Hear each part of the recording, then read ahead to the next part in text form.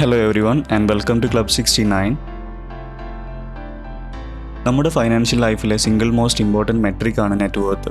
ഇന്ന് നമ്മളിവിടെ ഡിസ്കസ് ചെയ്യുന്നത് എന്താണ് നെറ്റ് വർത്ത് എന്നും നമ്മുടെ നെറ്റ് വർത്ത് എങ്ങനെ നമുക്ക് കണ്ടുപിടിക്കാമെന്നുമാണ്.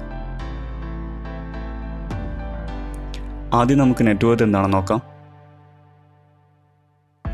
നമുക്ക് സ്വന്തമായിട്ടുള്ള എല്ലാത്തിൻ്റെയും വാല്യൂ ആണ് നെറ്റ് വർത്ത്. അതായത് നമ്മുടെ total asset minus total outstanding liabilities.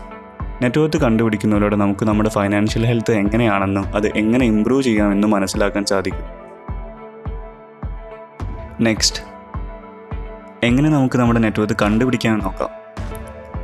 നമ്മുടെ നെറ്റ് വർത്ത് കണ്ടുപിടിക്കുന്നതിന് ആവശ്യമായിട്ടുള്ളത് നമ്മുടെ ബേസിക് ഫൈനാൻഷ്യൽ ഇൻഫർമേഷൻസ് ആണ്. അതായത് നമ്മുടെ പേരിൽ നമുക്ക് സ്വന്തമായി എന്തൊക്കെയുണ്ടെന്നും നമുക്കുള്ള കടബാധ്യതകൾ അതെന്തൊക്കെയാണെന്നും. ആദ്യം നമുക്ക് നമ്മുടെ അസറ്റ്സ് കാൽക്കുലേറ്റ് ചെയ്യാം. കൂടുതൽ വാല്യൂ ഉള്ളതിൽ തുടങ്ങാം.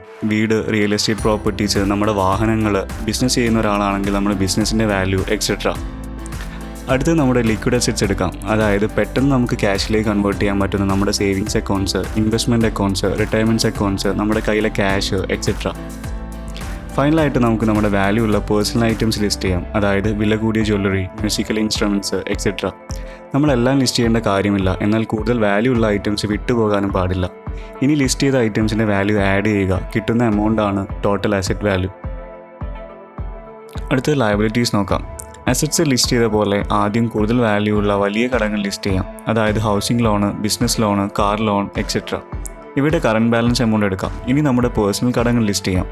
Balance student loan, credit card bill etcetera.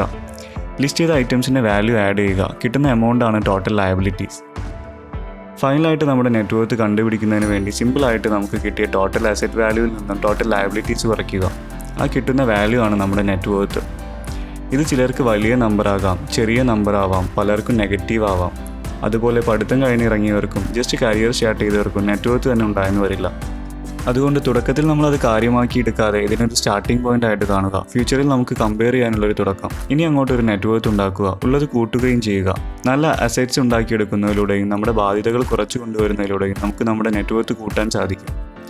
എല്ലാ ഇയറിലും നെറ്റ് വർത്ത് കാൽക്കുലേറ്റ് ചെയ്ത് അതിനെ കമ്പയർ ചെയ്യുക. അതിലൂടെ നമുക്ക് നമ്മുടെ നെറ്റ് വർത്ത് ഇംപ്രൂവ് ചെയ്യുന്നതും ഗ്രോ ചെയ്യുന്നതും മനസ്സിലാക്കാൻ സാധിക്കും. വീഡിയോ കണ്ടതിന് നന്ദി. വീഡിയോ ഇഷ്ടപ്പെട്ടെങ്കിൽ ലൈക്ക് ചെയ്യുക. ഇനി ഇതുപോലുള്ള പേഴ്സണൽ ആൻഡ് ഫിനാൻസ് സംബന്ധമായ വീഡിയോസിന് വേണ്ടി ചാനൽ സബ്സ്ക്രൈബ് ചെയ്യുക.